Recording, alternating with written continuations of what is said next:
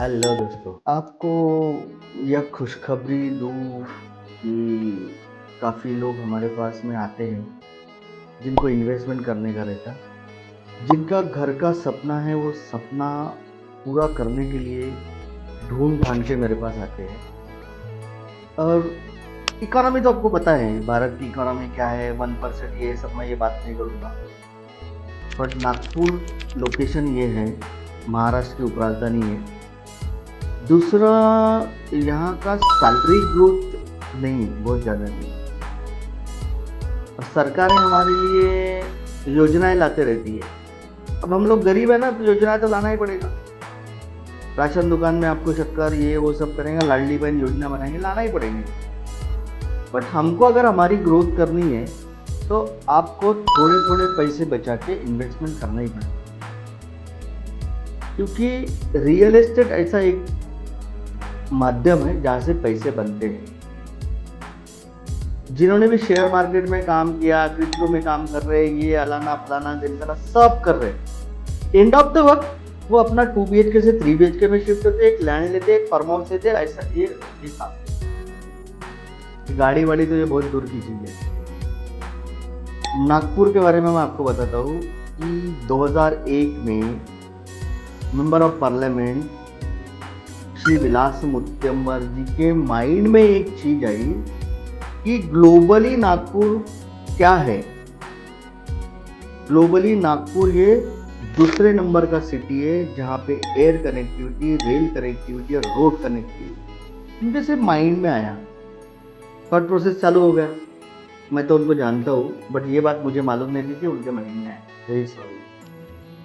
फिर उन्होंने, ये 2001 की बात बता रहा मैं आपको, उन्होंने 25 मेंबर ऑफ पार्लियामेंट का एक ग्रुप बनाया जो नागपुर के आसपास के एरिया के लोग हैं।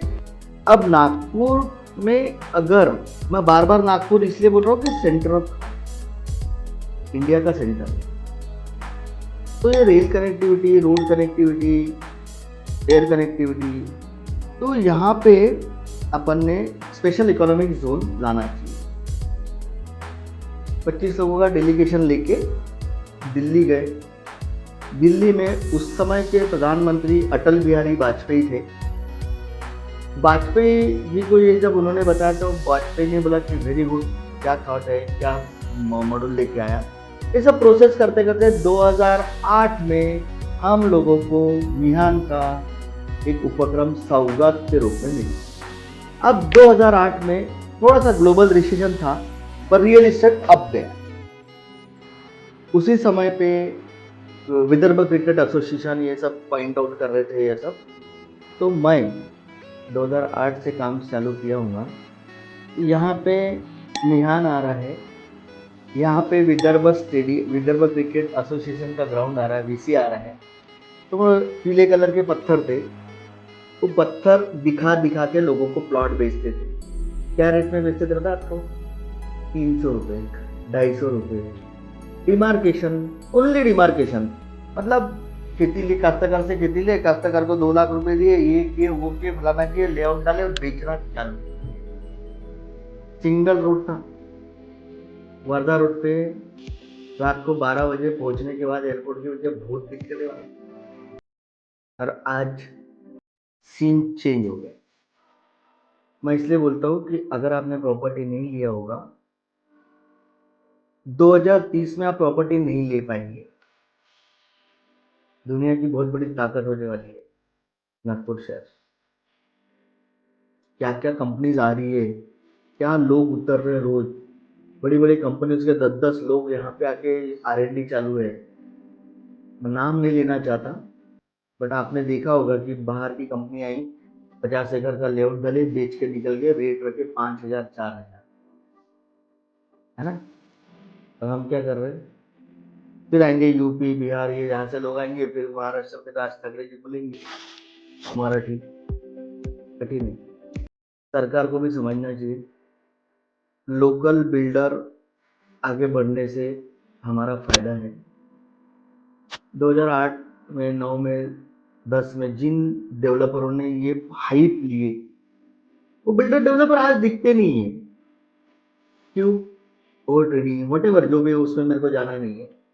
बट मेरा कहने का मतलब है कि अगर आप प्रॉपर्टी ले लेंगे तो आप अपनी लाइफ को, अपने फ्यूचर को, अपने बीवी बच्चों के लिए एक कुछ अच्छा करके जाओगे। रियल एस्टेट ही पैसा देता है। 2 BHK है, उसी में रहो। एक प्लॉट लेके रखो, प्लॉट का दूना तीगुना चौगुना रेट मिलेगा।